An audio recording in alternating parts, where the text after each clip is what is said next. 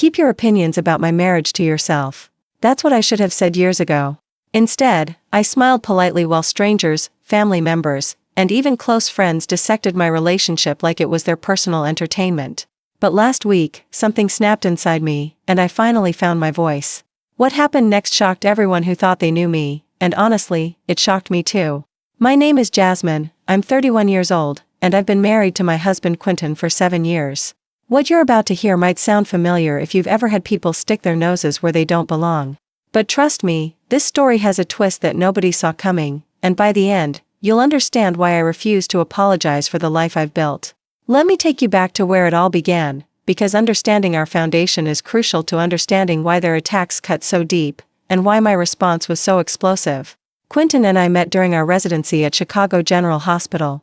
He was in orthopedic surgery, I was in emergency medicine. We were both pulling 18-hour shifts, surviving on coffee, determination, and the shared dream of saving lives. Our first conversation happened at 3 a.m. in the hospital cafeteria. I was eating cold pizza that had probably been sitting under heat lamps since dinner service, and he was reviewing x-rays while drinking what had to be his 8th cup of coffee that day. "You know that stuff will kill you," I said, nodding toward his coffee cup. Quentin looked up with these tired but genuinely kind eyes and smiled. "Says the woman eating pizza that's probably been sitting there since yesterday." We both laughed, and somehow that moment of shared exhaustion turned into an hour-long conversation about everything and nothing. We talked about why we became doctors, our worst cases, our families back home, our dreams for the future. Quentin told me about growing up in a small town in Oregon, how his grandmother had been the one who encouraged him to become a surgeon when everyone else thought he should take over the family hardware store. I shared stories about my chaotic childhood in New York with 3 younger siblings, how I'd always been the one patching up scraped knees and talking my brothers through their fears. What struck me most about that conversation was how naturally we clicked. There was no posturing, no trying to impress each other with medical knowledge or career ambitions. We were just 2 exhausted people finding comfort in each other's company during one of the most stressful periods of our lives. From that night forward, we became inseparable. We'd study together in the medical library, grab meals between surgeries when our schedules aligned, and somehow find time to actually date despite our impossible schedules. What I loved most about Quentin was how he saw me as an equal from day one.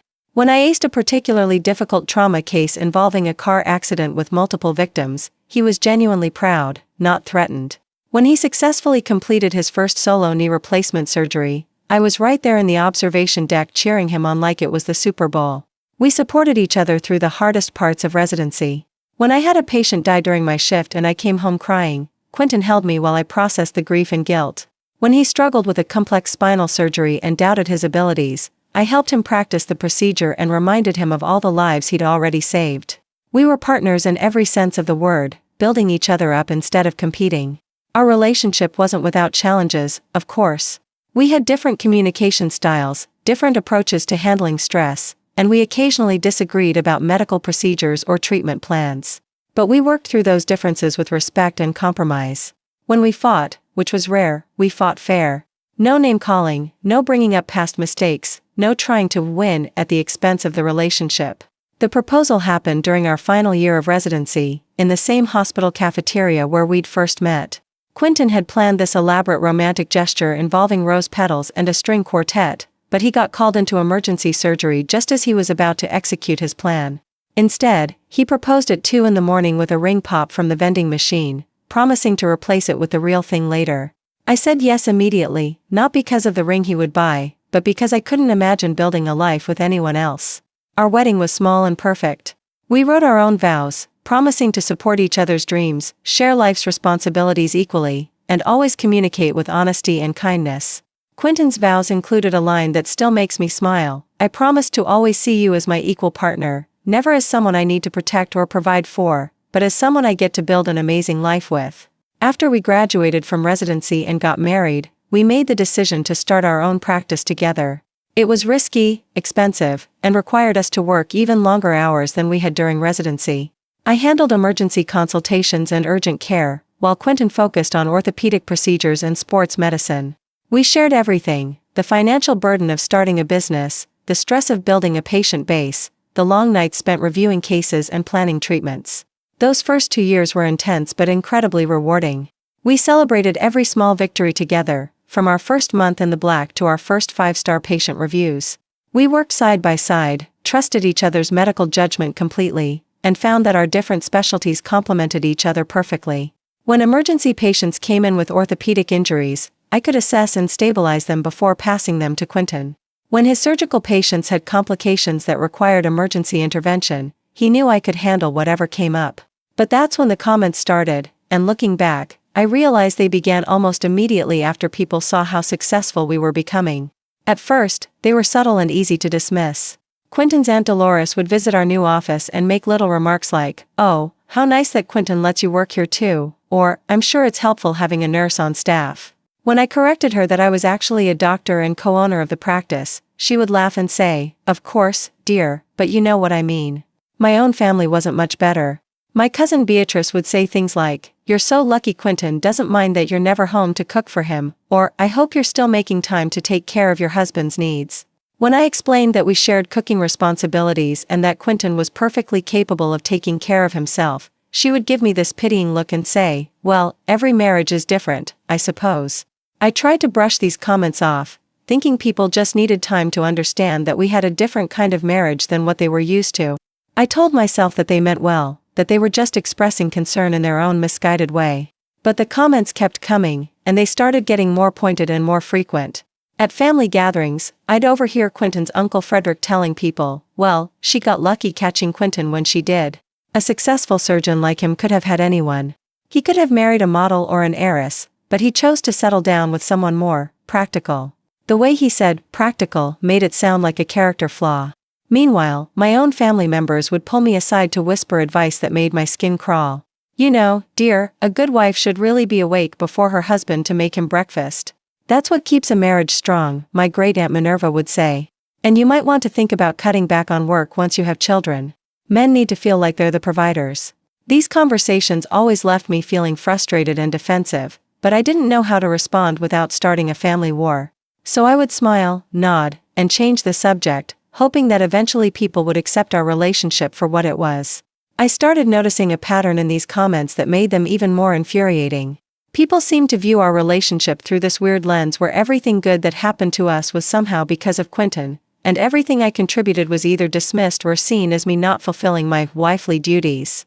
When we bought our first house together with money we'd both earned and saved equally, people congratulated Quentin on providing so well for his family. When I received recognition from the American College of Emergency Physicians for developing a new trauma protocol that was adopted by 3 other hospitals in the city, the conversation somehow always shifted to how supportive Quentin was for allowing me to focus on my career. The financial comments were particularly galling. Extended family members would make jokes about how we were living the high life and how we should remember the little people who helped us get where we are. Quentin's cousin Raphael was the worst about this, constantly making hints about how we should be more generous with family members now that we were rich doctors. "Come on, you guys are pulling in serious money now," he would say at every family gathering. "The least you could do is help out with my kids' college funds or maybe help me get a down payment for a house. We're family, after all." When we explained that we were reinvesting most of our profits back into the practice and building our own savings for the future, we were met with accusations of being selfish and forgetting our roots. Never mind that we regularly helped family members with genuine emergencies, paid for medical expenses when relatives couldn't afford them, and contributed to every family celebration and crisis that came up. The gender role policing was constant and exhausting.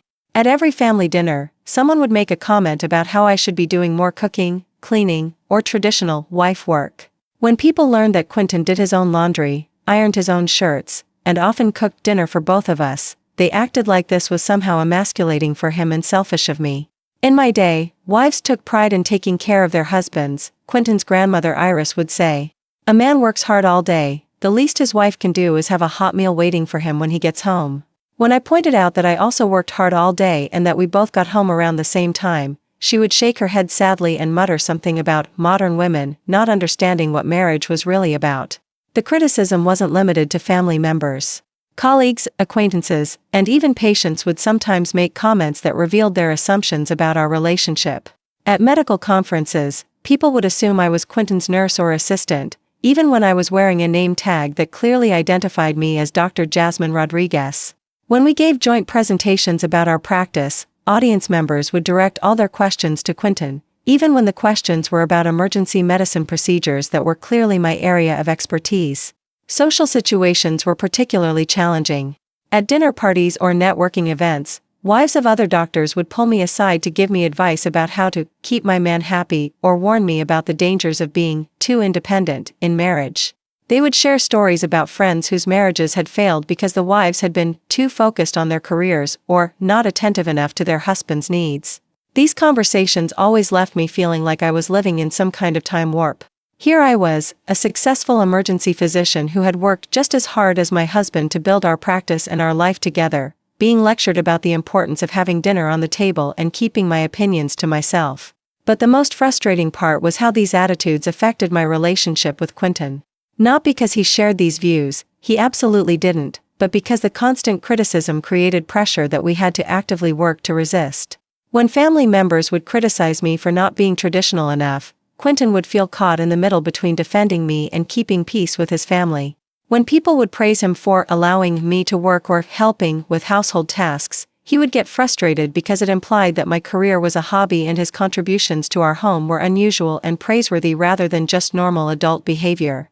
We had many long conversations about how to handle these dynamics.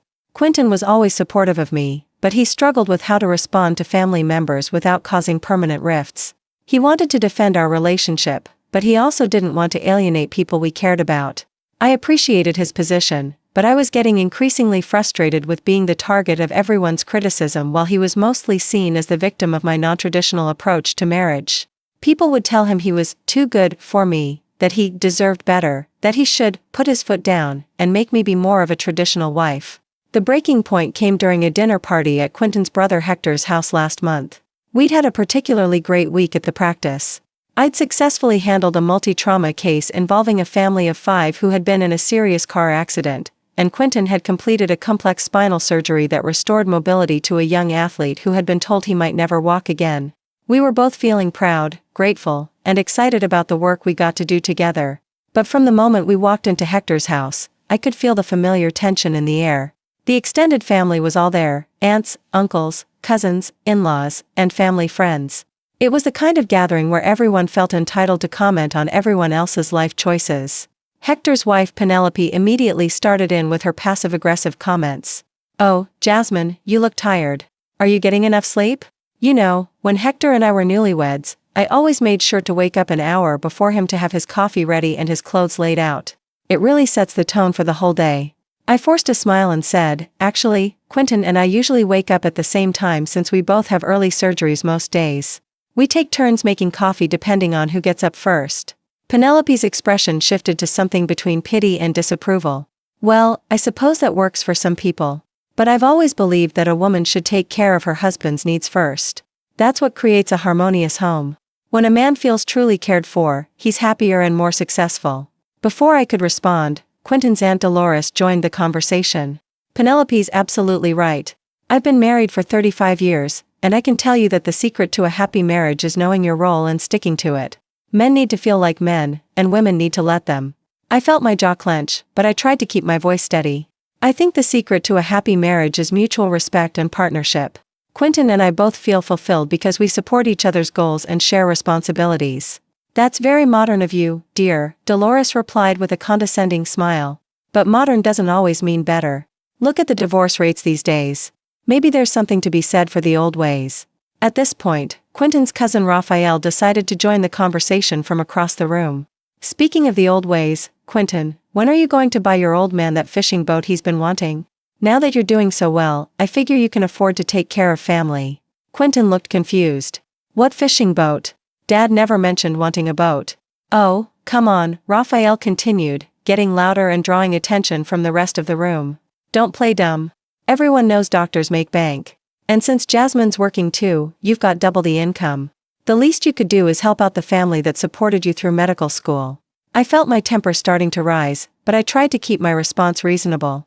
"Actually, we both took out significant student loans for medical school, which we're still paying off. And we reinvest most of our profits back into the practice and our own savings.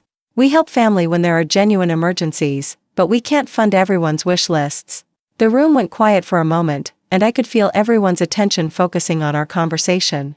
Then Hector's mother-in-law, Gladys, decided to escalate things. "Well, I suppose that's the modern way of thinking," she said with obvious disapproval. "In my day, when a man became successful, his whole family benefited.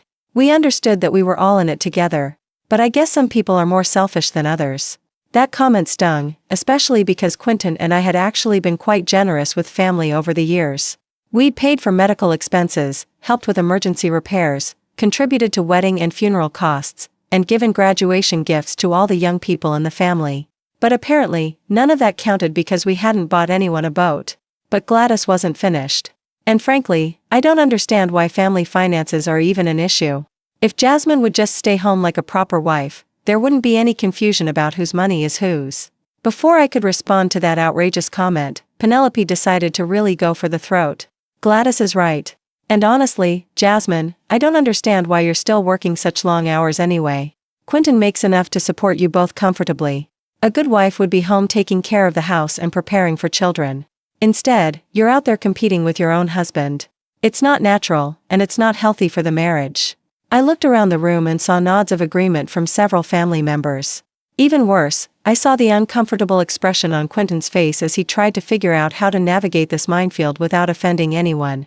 This was the moment I realized that no matter how successful I became, no matter how equal our partnership was, there would always be people who saw me as either a burden Quentin had to carry or a selfish woman who wasn't fulfilling her proper role. "You know what else isn't natural," added Raphael, apparently feeling emboldened by the support Penelope was getting. "A wife who makes her husband do housework. I heard Quentin does his own laundry and cooks dinner sometimes. That's embarrassing, man. What are you going to tell your kids someday? That daddy had to iron his own shirts because mommy was too busy playing doctor?" The "playing doctor" comment was the final straw. I felt something snap inside me, like a rubber band that had been stretched too tight for too long. But instead of exploding immediately, I felt this strange calm come over me. I realized that I had been trying to maintain peace with people who had no intention of respecting me or my marriage, and I was done. I stood up from the table slowly and looked directly at each person who had contributed to this conversation. The room fell completely silent, and I could feel everyone's attention focused on me. "Let me make something very clear to everyone in this room," I said, my voice steady but firm. "Quentin and I are partners. Equal partners. We built our practice together, we share all financial decisions together, and we divide household responsibilities based on our schedules and preferences, not based on outdated gender roles that have nothing to do with our actual lives." I could see shocked expressions around the room, but I wasn't finished. Not even close. "Penelope, I don't wake up before Quentin to make his coffee because he's perfectly capable of making his own coffee. In fact, he usually makes mine because he's naturally an early riser and I'm not.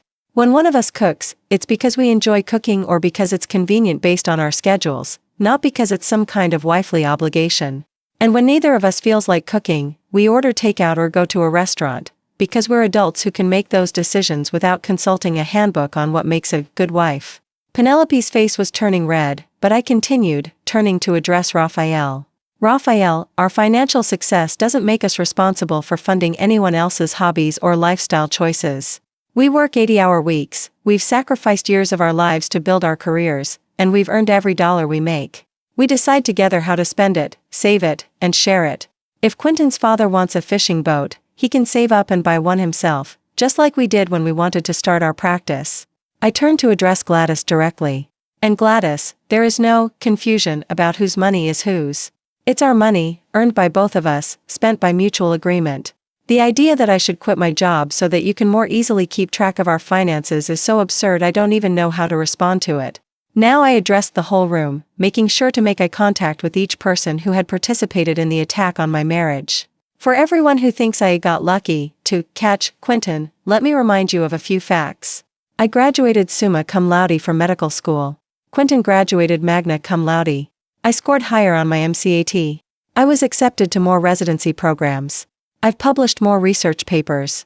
I've saved more lives than I can count, and I co-own a successful medical practice that I built from the ground up." I could see people shifting uncomfortably in their seats, but I pressed on. "I didn't get lucky. I worked hard, I earned my success, and I chose a partner who appreciates and supports that work instead of feeling threatened by it.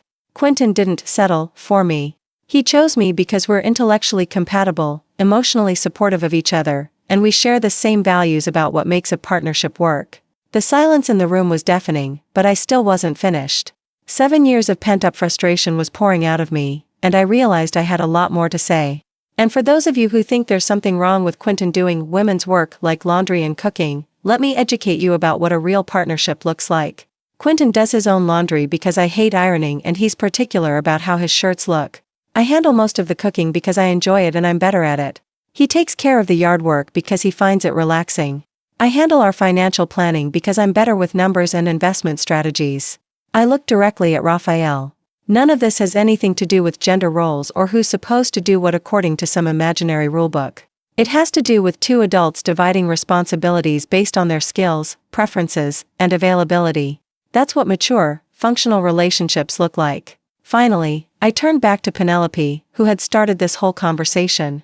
And as for your concern about whether I'm preparing for children, that's frankly none of your business. But since you brought it up, I'll tell you that Quentin and I will decide together when and if we want to have children, and we'll figure out how to balance our careers and family life in a way that works for us. We won't be consulting you or anyone else in this room for advice on that decision. By this point, you could have heard a pin drop. Everyone was staring at me like I had grown a second head. Finally, Gladys cleared her throat and said, "Well, I never expected to be spoken to like that in my own family's home. And I never expected to have my marriage dissected and criticized by people who don't actually know anything about it," I replied without missing a beat. But here we are. That's when Quentin finally found his voice. He stood up next to me and put his hand on my shoulder. "Jasmine's right," he said, his voice clear and strong. "We're happy with our marriage exactly as it is. We don't need advice on how to run our relationship, and we definitely don't need anyone telling us what we should do with our money or our time." He looked around the room at his extended family. "I love you all, but if you can't respect my wife and the life we've built together, then maybe we need to reconsider how much time we spend at these gatherings." The aftermath was swift and predictable. We left the dinner party immediately, gathering our coats in uncomfortable silence while family members whispered among themselves about my inappropriate outburst and Quentin's disappointing response. The drive home was quiet at first. I was still processing what had just happened, and I think Quentin was too. Finally, he reached over and took my hand. "I'm proud of you," he said simply. "I should have said something years ago, but I kept hoping they would eventually come around. I'm sorry you had to deal with that alone for so long." I squeezed his hand. "You weren't alone. You've always supported me. I just finally realized that trying to keep peace with people who don't respect us isn't worth the stress it was causing." Within days, word had spread through both our families about my outburst. The phone calls started immediately. Some relatives called to lecture me about respecting my elders and knowing my place. Quentin's uncle Frederick left a voicemail saying I had embarrassed the family and owed everyone an apology. My own Aunt Minerva sent a long text message about how I was destroying my marriage with my selfish attitudes. Others simply stopped speaking to us altogether. Penelope blocked me on social media and stopped inviting us to family events. Raphael started telling people that we thought we were too good for the rest of the family. Even some cousins who had previously been friendly became distant and cold. But something unexpected happened too. Other family members started reaching out to share their own stories and express support for what I had said. Quentin's younger sister Vivian called me the day after the dinner party. "I wanted to thank you for saying what I've been thinking for years," she said. "I'm so tired of listening to family members tear down successful women. You and Quentin have something special, and anyone with eyes can see that." My cousin Derek, who had been at the dinner but hadn't participated in the conversation, reached out to tell me about the pressure he faces from family members who expect him to financially support relatives just because he has a decent job as an accountant. "It's like once you achieve any level of success, everyone thinks they're entitled to a piece of it," he said. "I really admired how you stood up for yourself and Quentin." Even some of the family members who had been critical started to back down once they realized how serious we were about maintaining boundaries. Quentin's father called to apologize for not speaking up during the dinner party and to clarify that he had never asked anyone to pressure us about buying him a fishing boat. The most surprising response came from Quentin's grandmother Iris, who called me directly 2 weeks after the dinner party. I almost didn't answer the phone because I expected another lecture, but something made me pick up. "I've been thinking about what you said that night," she told me, her voice softer than I'd ever heard it. "And I realized that I've been unfair to you and to Quentin." I was so shocked I almost dropped the phone. "You don't owe me anything, Grandma Iris." "Yes, I do," she insisted. "I raised my sons to expect their wives to wait on them hand and foot, and then I criticized my daughters-in-law when they had their own ambitions. I've been projecting my own regrets onto your marriage, and that was wrong." She paused, and I could hear her taking a shaky breath. "The truth is, I always wanted to be a teacher, but I gave up that dream when I got married because that's what women did back then. Instead of being happy that you get to have both a career and a loving marriage, I've been resentful. That's my issue to deal with, not yours." I felt tears welling up in my eyes. "Grandma Iris, I had no idea you wanted to be a teacher." "Most people don't," she said sadly. "I put that dream away so completely that I almost forgot about it myself. But watching you and Quentin work together, seeing how proud he is of your accomplishments and how you support each other, it reminds me of what I gave up. And instead of celebrating that, I've been trying to tear it down because it made me face my own choices." That conversation changed everything for me. It made me realize that the people who had been criticizing our marriage weren't doing it because there was actually anything wrong with our relationship. They were doing it because our partnership challenged their own beliefs about what marriage should look like, and some of them were probably jealous of what we had built together. Over the next few months, I started paying closer attention to the people who made negative comments about our marriage, and I noticed some telling patterns. Many of them were dealing with serious problems in their own relationships that they seemed unwilling or unable to address. Penelope, who had lectured me about being a good wife, was constantly complaining to other family members about how Hector never helped with housework, childcare, or emotional labor in their relationship. She would spend hours at family gatherings listing all the ways her husband disappointed her, but she seemed to think the solution was for other wives to be more subservient rather than for husbands to be more engaged partners. Raphael, who thought we should be funding family members' luxuries, was struggling to pay his own bills because he'd never learned to budget responsibly or build savings. Instead of addressing his financial problems, he preferred to focus on what other people should be doing with their money. Even some of my own family members who had criticized my career focus were dealing with their own relationship problems. My cousin Beatrice, who was always giving me advice about being more traditional, was married to a man who controlled all their finances and made major decisions without consulting her.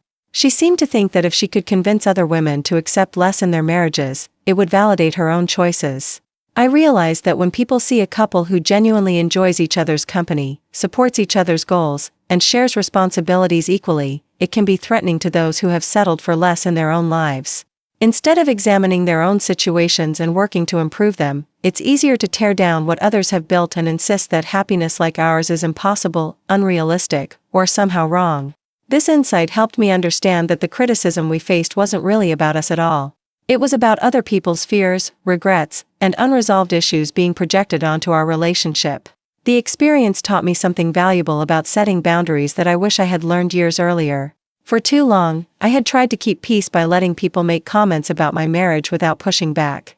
I thought I was being polite, diplomatic, and avoiding unnecessary conflict. But what I was actually doing was allowing other people to disrespect both me and Quentin, and to spread the message that our partnership wasn't valid or valuable. By staying silent when people criticized our relationship, I was implicitly agreeing with them. I was sending the message that their opinions about our private life were welcome and that I would tolerate being treated as less than equal in my own marriage. Now, when someone makes a comment about how I should be more traditional in my marriage, I address it directly and immediately. When family members hint that we should be more generous with money we've earned, I remind them that our financial decisions are private and not up for discussion. When people suggest that Quentin could do better or that I'm lucky to have him, I point out that we chose each other because we're well-matched partners who bring equal value to the relationship. The change in how people interact with us has been remarkable. Some family members who used to make constant comments about our lifestyle have stopped bringing it up entirely. Others have actually started asking for advice about their own relationships, which has led to some surprisingly meaningful conversations. My cousin Derek has started setting boundaries with family members who pressure him for money, and he says it's improved his relationships with everyone. Quentin's sister Vivian has become more assertive in her own marriage and has started pursuing a graduate degree she'd always wanted but had been afraid to start. Even Grandma Iris has started talking more openly about her own experiences and regrets, which has brought our whole family closer together. She started volunteering at a literacy program, teaching adults to read, and she says it's giving her a sense of purpose she hasn't felt in years. A few people distanced themselves from us after I set boundaries, but honestly, those were relationships that weren't healthy to begin with. If someone can only maintain a relationship with you by being allowed to disrespect you, then it's not a relationship worth preserving. Most importantly, the experience brought Quentin and me even closer together. Seeing him stand up for our marriage and support my decision to set boundaries showed me once again why I fell in love with him in the first place. We're not just husband and wife, we're best friends, business partners, and teammates in every aspect of life. The months following the dinner party incident have been some of the happiest of our marriage. Without the constant stress of managing other people's criticism and expectations, we've had more energy to focus on our own goals and dreams. We've started planning some exciting expansions for our practice, and we've begun seriously discussing starting a family. We've also become more intentional about surrounding ourselves with people who support and celebrate our partnership. We've developed closer friendships with other couples who share our values about equality and mutual respect. We've started hosting our own gatherings where the conversation focuses on positive topics rather than criticism and judgment. I think the thing that bothers people most about our marriage is how genuinely happy we are. We enjoy each other's company immensely. We laugh together every day, often about the silliest things. We support each other's professional goals without competition or resentment. We share household tasks based on our schedules and preferences, not based on what some imaginary rulebook says we should do. We make financial decisions together as partners, and we help our families in ways that feel sustainable and appropriate to us. Is our marriage perfect? Of course not. We have disagreements, stressful periods, and challenges just like every other couple. But we face those challenges as partners, not as competitors or adversaries. We don't keep score of who does more or contributes more because we're on the same team working toward the same goals. When we disagree about something, we talk it through until we find a solution that works for both of us. When one of us is going through a difficult time, the other steps up to provide extra support. When we achieve something professionally, we celebrate together because we know that our individual successes contribute to our shared life. We've learned that you can't control what other people think about your life, but you can control how much access you give them to criticize it. You can't force people to understand or appreciate your choices, but you can refuse to let their disapproval influence your happiness or your decisions. To anyone who's dealing with similar criticism about their relationship, whether it's from family, friends, or even strangers, I want you to know that you don't owe anyone an explanation for how you choose to live your life. If your partnership is built on mutual respect, shared values, and genuine affection, then you're doing something right, regardless of what anyone else thinks. The people who matter will support your happiness and celebrate your successes. The people who don't support your happiness don't deserve as much space in your life as you might think they do. And sometimes, standing up for your relationship means accepting that some people won't like the boundaries you set, but that's their problem to deal with, not yours. Setting boundaries isn't about being mean or cutting people off unnecessarily. It's about protecting your peace, your relationship, and your mental health from people who consistently choose to tear you down rather than build you up. I've learned that there's a difference between someone who occasionally makes a thoughtless comment and someone who consistently undermines your choices despite being asked to stop.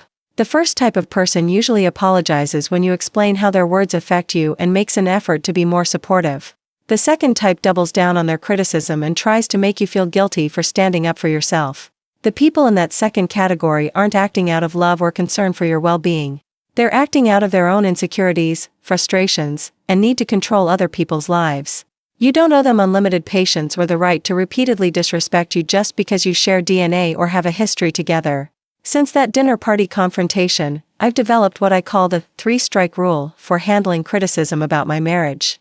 The first time someone makes an inappropriate comment, I address it calmly and clearly explain why that kind of input isn't welcome. If they apologize and stop, great. If they make the same type of comment again, I address it more firmly and let them know that continuing this behavior will affect our relationship. If they do it a third time, I limit my contact with them until they're ready to treat me with basic respect. This approach has helped me feel more in control of my relationships and less stressed about family gatherings and social events. I no longer spend days before family parties anxiously wondering what inappropriate comments I'll have to endure. Instead, I go into these situations knowing exactly how I'll respond if someone crosses a line. The response from our extended families has been mixed but ultimately positive. Some relatives initially tested the new boundaries to see if I was serious about enforcing them. When they realized I was, most of them adjusted their behavior accordingly. A few continued pushing until I had to significantly limit contact with them, but those relationships had been draining and negative for years anyway. The family members who have embraced the new dynamic seem relieved, actually. Several relatives have told me privately that they always felt uncomfortable when people would criticize me and Quentin, but they didn't know how to speak up without causing drama. Now that I've established that such comments aren't welcome, family gatherings have become more pleasant for everyone. Quentin has been incredibly supportive throughout this process. He's learned to speak up immediately when someone makes an inappropriate comment about our marriage, rather than hoping the conversation will naturally move on to a different topic. He's also gotten better at having direct conversations with family members who persist in boundary-crossing behavior. Last month, his cousin Raphael made another comment about our finances at a family barbecue, suggesting that we should pay for his daughter's private school tuition since we don't have kids to spend money on yet. Instead of letting it slide or leaving it for me to address, Quentin immediately shut it down. "Raphael, we've talked about this before," he said firmly. "Our financial decisions are private, and we're not going to discuss them at family events. If you need help with something specific and urgent, you can call me privately. But these public hints about what you think we should do with our money need to stop." Raphael tried to laugh it off and claim he was just joking, but Quentin didn't let him off the hook. "It doesn't feel like a joke when it happens at every family gathering. I'm asking you to please drop this topic permanently." The conversation was awkward, but it was also effective. Raphael hasn't made any more financial comments since then, and other family members seem to have gotten the message that both Quentin and I are serious about maintaining these boundaries. We've also started being more selective about which family events we attend. We used to feel obligated to show up to every birthday party, holiday celebration, and casual gathering, even when we knew certain family members would use these events as opportunities to criticize our choices. Now we prioritize events hosted by supportive family members and skip gatherings where we're likely to encounter persistent boundary crossers. This selective approach has actually improved our relationships with the family members we do see regularly. Instead of spreading our time and energy thin trying to manage difficult relatives, we can focus on building deeper connections with people who genuinely care about our happiness and success. Our relationship with Grandma Iris has become particularly special. After our honest conversation about her teaching dreams, we started meeting for coffee once a month to talk about our lives, our work, and our experiences as women navigating different generations of expectations. She's become one of my strongest supporters and often shares stories about her volunteer teaching work that remind me why I love helping people. These monthly coffee dates have also given me insight into the generational differences that contribute to some of the criticism Quentin and I face.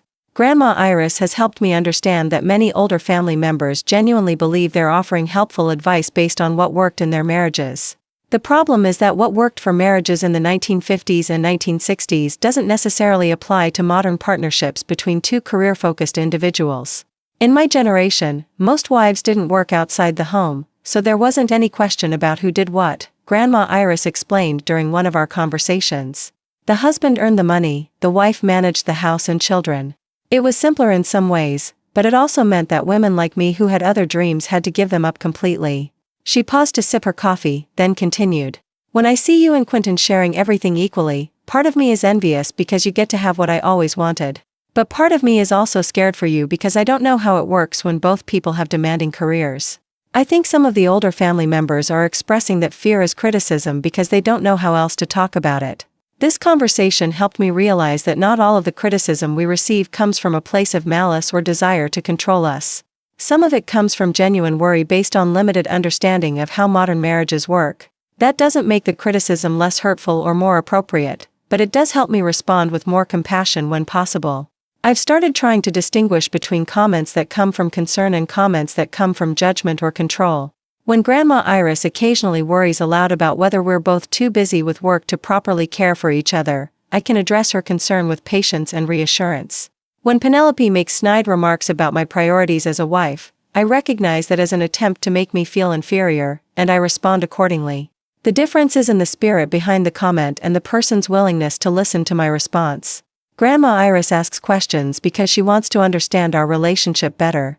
Penelope makes statements because she wants to prove that her way of thinking is superior. I've learned to invest my energy in the conversations that are actually productive. One unexpected benefit of setting these boundaries has been the improvement in my professional confidence. For years, I had been so focused on defending my personal choices that I hadn't realized how much the constant criticism was affecting my work life too. When you're used to having your judgment questioned at home, it becomes easier to doubt yourself in professional situations as well.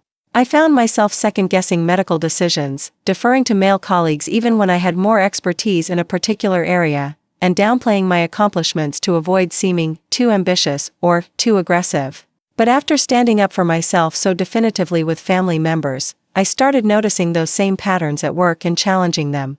When a hospital administrator assumed Quentin was the senior partner in our practice despite my having more emergency medicine experience, I corrected him immediately instead of letting it slide. When a pharmaceutical sales representative directed all his questions to Quentin during a meeting about emergency protocols, I redirected the conversation back to my area of expertise without apologizing for doing so. These small changes in professional behavior have had a significant impact on how colleagues and patients perceive me.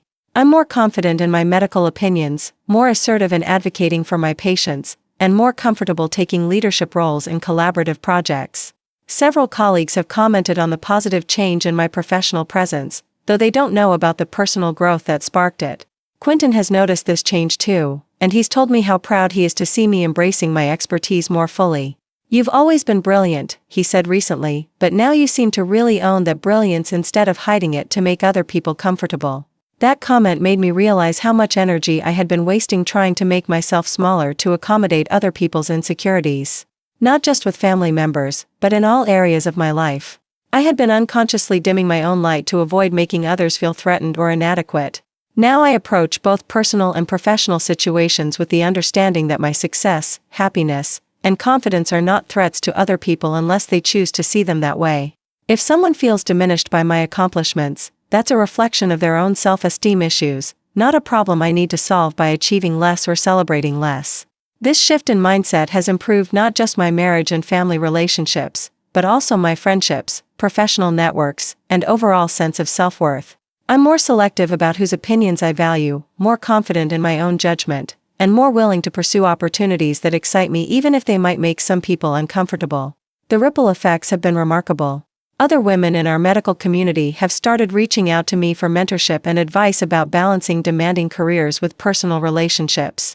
Several have shared their own stories about family pressure to be more traditional, and have asked how I learned to set boundaries effectively.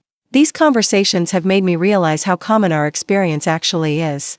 So many professional women are dealing with similar criticism from family members, friends, and colleagues who think they should prioritize their roles as wives and potential mothers over their careers. The pressure to choose between professional success and personal happiness is intense, and many women feel like they have to apologize for wanting both. I've started speaking more openly about these issues, both in informal conversations and in more formal settings. Last month, I was invited to speak at a medical conference about work-life balance, and I decided to talk honestly about the challenges of maintaining a dual-career marriage in the face of social expectations and family pressure. The response was overwhelming. During the question and answer period, dozens of attendees shared their own experiences with similar criticism and boundary-setting challenges. Many said they had never heard anyone speak so openly about the personal costs of professional success for women, and several approached me afterward to continue the conversation.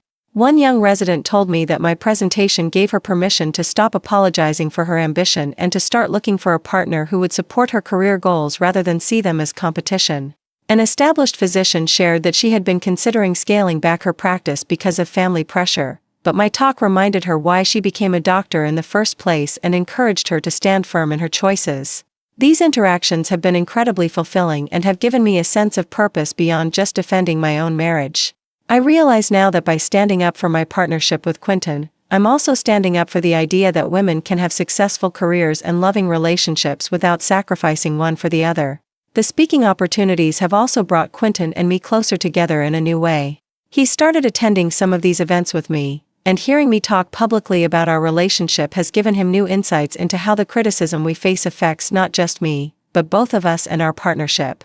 "I never realized how much you were protecting me from," he told me after one particularly intense panel discussion about gender roles in dual-career marriages. "When family members criticize you, they're also criticizing our choice to be equal partners. I should have been speaking up more consistently from the beginning." This recognition has led to even more intentional communication between us about how we want to handle external pressures and criticism. We've developed strategies for supporting each other in difficult situations and for presenting a united front when our choices are questioned. We've also started being more proactive about surrounding ourselves with like-minded couples and individuals. We've joined a professional organization for dual-career couples in medicine, started attending social events hosted by colleagues who share our values, and made an effort to build friendships with people who celebrate our partnership rather than criticize it. These new social connections have been incredibly refreshing. It's amazing how much more relaxed and happy you can be when you're around people who think your relationship is inspiring rather than problematic. We've had dinner parties where the conversation focuses on shared interests, professional challenges, and future goals rather than on whether I'm being a good enough wife or whether Quentin is too soft for sharing household responsibilities.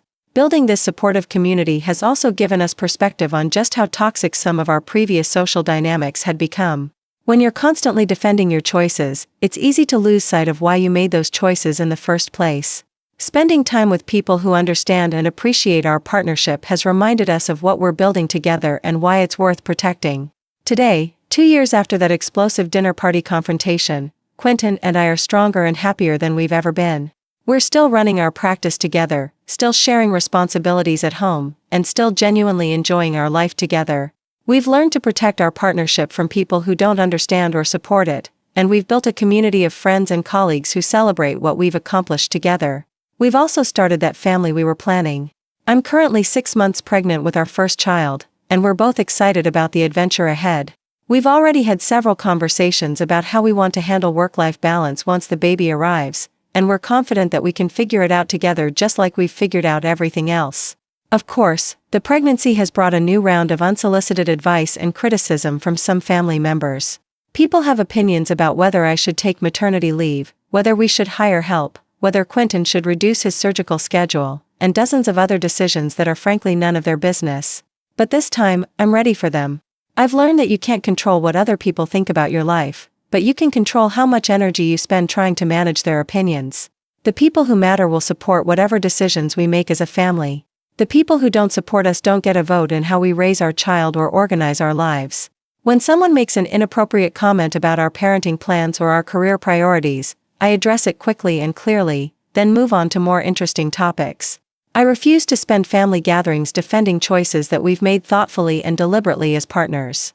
Most importantly, I've learned that standing up for your relationship isn't a one-time event. It's an ongoing process of maintaining boundaries, choosing your battles, and consistently demonstrating that your partnership is not up for negotiation or improvement by committee. The dinner party confrontation was dramatic and necessary, but the real work has been in the months and years since then, as we've learned to navigate family dynamics, professional challenges, and social expectations while staying true to our values and our commitment to each other. To anyone who's dealing with criticism about their relationship choices, remember that you don't have to justify your happiness to people who are determined to find fault with it. You don't have to prove that your partnership is valid to people who've already decided it's wrong. And you definitely don't have to sacrifice your peace of mind to maintain relationships with people who consistently choose to tear you down rather than build you up. The people who love you will find ways to support your choices even if they don't fully understand them. The people who truly care about your well-being will respect your boundaries even if those boundaries are different from what they would choose for themselves. Everyone else can keep their opinions about your marriage to themselves, just like they should have been doing all along. And if they can't do that, well, they'll learn that there are consequences for repeatedly disrespecting people who have asked to be treated with basic dignity and respect. Because at the end of the day, the only people who need to be happy with your marriage are the two people in it. Quentin and I absolutely are.